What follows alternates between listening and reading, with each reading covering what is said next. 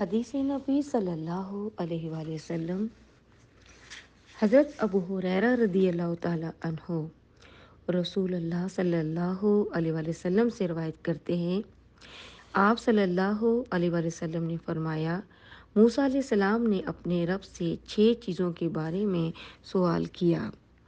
آپ نے عرض کیا، اے میرے رب، تیرے بندوں میں سے کون زیادہ متقی ہے؟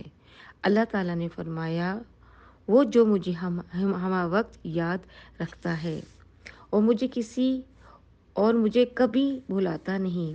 پھر عرض کیا، تیرے بندوں میں کون زیادہ ہدایت یافتہ ہے؟ فرمایا، جو ہمیشہ ہدایت کی پیروی کرتا ہے۔ پھر عرض کیا، تیرے بندوں میں کون زیادہ اچھا فیصلہ کرنے والا ہے؟ فرمایا، جو لوگوں کے لیے بھی ایسا ہی فیصلہ کرتا ہے جیسا اپنے لیے کرتا ہے۔ پھر عرض کیا، تیرے بندوں میں بڑا عالم کون ہے؟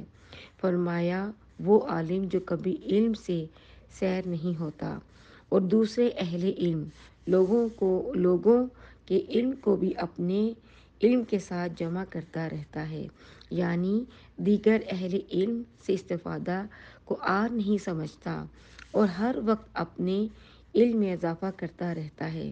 پھر عرض کیا، تیرے بندوں میں کون زیادہ عزت والا ہے؟ فرمایا، وہ جسے بدلہ لینے پر قدرت حاصل ہو تب بھی معاف کر دے۔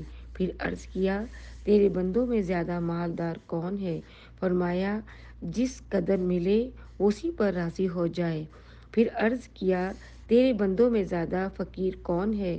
فرمایا، وہ شخص جس کی نیکیاں حقوق العباد کا بدلہ ادا کرتے کرتے کم رہ جائیں گی۔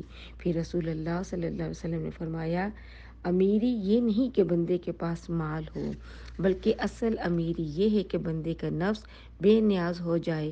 جب اللہ تعالیٰ کسی کے ساتھ خیر کا ارادہ فرماتا ہے تو غنا یعنی بے نیازی اس کے نفس پر ڈال دیتا ہے اور تقویٰ اس کے دل میں ڈال دیتا ہے۔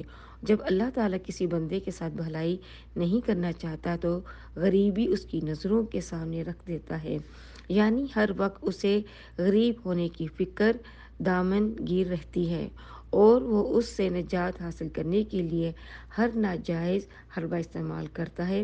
اسے امام ابن حبان نے، دارمی نے مختصراً اور حیثمی نے بیان کیا ہے۔